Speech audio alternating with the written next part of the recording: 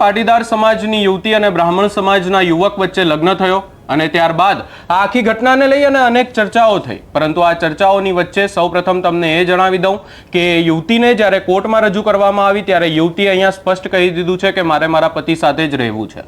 હવે જો આ આખી ઘટનાની વાત કરવામાં આવે તો બ્રાહ્મણ સમાજના યુવક અને પાટીદાર સમાજની યુવતી વચ્ચે ક્યાંક ને ક્યાંક એક પ્રેમ થયો હતો અને ત્યારબાદ બંનેએ લગ્ન કર્યા બાદ આ આખી ઘટના એટલા માટે સામે આવી કારણ કે યુવતીના પિતાએ સમાધાન કરવા માટે યુવકના પરિવારને બોલાવ્યો અને ત્યારબાદ આ તમામ જે બંને પરિવારો છે એ ભાવનગર શહેરના ઇસ્કોન મેગા સિટી વિસ્તારમાં બનેલ ક્યાંક ને ક્યાંક અહીંયા મળ્યા હતા। ત્યારબાદ મળ્યા અને ત્યારબાદ પિતાએ અને પિતાના જે યુવતીના પરિવારે છે એમણે યુવતીને તેમની સાથે રહેવા માટે કહ્યું। આ આખી વાતને લઈ અને મામલો બિચકાયો।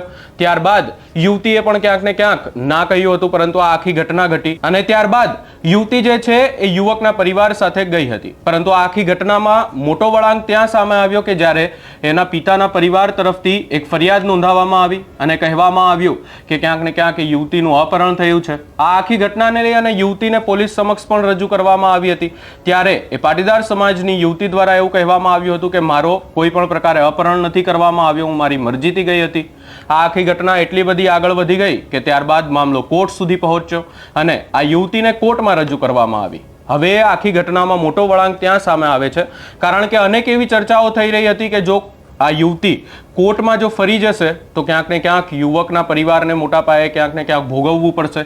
એવી અનેક ચર્ચાઓની વચ્ચે યુવતીને કોર્ટમાં રજૂ કરવામાં આવી અને કોર્ટમાં યુવતીએ અહીંયા સ્પષ્ટ કહી દીધું છે કે મારે મારા પતિ સાથે જ રહેવું છે।